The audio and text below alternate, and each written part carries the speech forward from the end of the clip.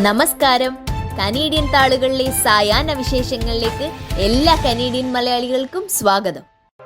Maple cricket association സംഘടിപ്പിക്കുന്ന maple cup cricket tournament September 7-8 തീയതികളിൽ ജോ Makkani park ബ്രാഡ്ഫോർഡിൽ വെച്ച് നടക്കും. കഴിഞ്ഞ 2 വർഷങ്ങളായി വിജയകരമായി സംഘടിപ്പിക്കപ്പെടുന്ന ടൂർണമെന്റിൽ വിജയികളാക്കുന്നവരെ കാത്ത് $2,500 സമ്മാനവും റണ്ണേഴ്സപ്പിന് $1,250 സമ്മാനവും ലഭിക്കും.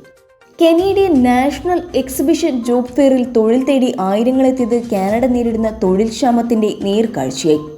ഈ വർഷം 37,000 പേർ തൊഴിൽ മേളയിൽ പങ്കെടുക്കാൻ രജിസ്റ്റർ ചെയ്തതായി CNE അധികൃതർ അറിയിച്ചിരുന്നു. ഗേറ്റ് അറ്റൻഡൻസ്, ഇൻഫർമേഷൻ ഗൈഡുകൾ, മിഡ്വേ സ്റ്റാഫ്, ഫുഡ് ഹാൻഡലർമാർ, ക്യാഷ്യർമാർ, റീറ്റെയിൽ ക്ലർക്കുകൾ എന്നിവരുൾപ്പെടെ സീസൺ ജോലികൾക്ക് അപേക്ഷിക്കാൻ എക്സിബിഷൻ പ്ലേസിലെ ഇന്നർ കെയർ സെന്ററിലേക്ക് നേരിട്ട് വരാൻ സംഘടന ഉദ്യോഗാർത്ഥികളെ ക്ഷണിച്ചിരുന്നു.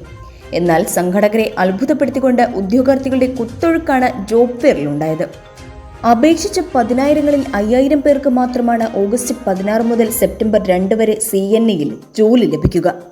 യുദ്ധം ആസന്നമായിരിക്കെ തങ്ങളുടെ 20,000-ഓളം വരുന്ന പൗരന്മാരോട് ലെബനൻ വിട്ടു പോരാൻ കാനഡ.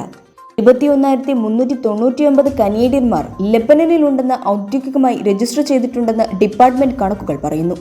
കഴിഞ്ഞ 2 മാസങ്ങളായി കനേഡിയൻ സർക്കാരിന്റെ അഭ്യർത്ഥന മാനിച്ച് കുറേയധികം പേർ കാനഡയിൽ തിരിച്ചെത്തിയിട്ടുണ്ടെന്നും ഇനിയും തിരിച്ചെത്താത്തവരെ വിമാനമയച്ച് ഒഴിപ്പിക്കുന്ന നടപടിയെക്കുറിച്ച് ഇപ്പോൾ ആലോചിക്കാൻ കഴിയില്ലെന്ന് ഗ്ലോബൽ അഫയേഴ്സ് കാനഡ വ്യക്തമാക്കി. ടൊറന്റോയിൽ പിടിയിലായ പിതാവും മകനും ഇസ്ലാമിക് സ്റ്റേറ്റിന്റെ കനേഡിയൻ ഭീകരാക്രമണ പദ്ധതിക്കായി നിയോഗിക്കപ്പെട്ടിരുന്നവരെന്ന് RCMP.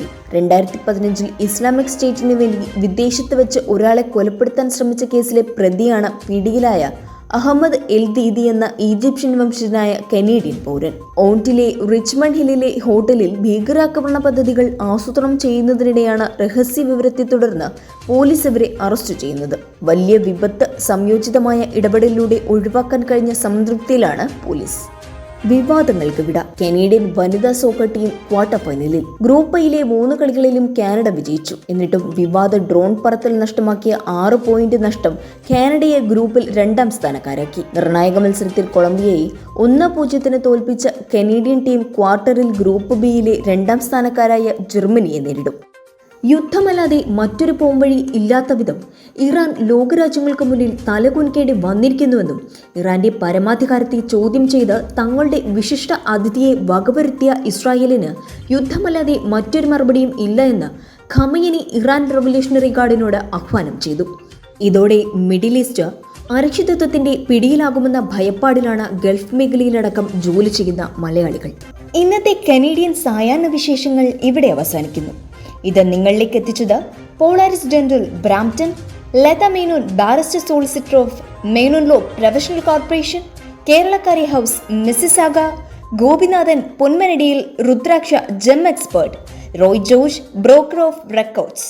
ഇവർക്കും നല്ലൊരു സായാഹ്നം നേർന്നുകൊണ്ട് കനേഡിയൻ താളുകൾക്ക് വേണ്ടി ഗാഥ പ്രകാശ്. കൂടുതൽ കനേഡിയൻ വിശേഷങ്ങൾക്കായി ഞങ്ങളുടെ YouTube ചാനൽ സബ്സ്ക്രൈബ് ചെയ്യാൻ മറക്കരുതേ.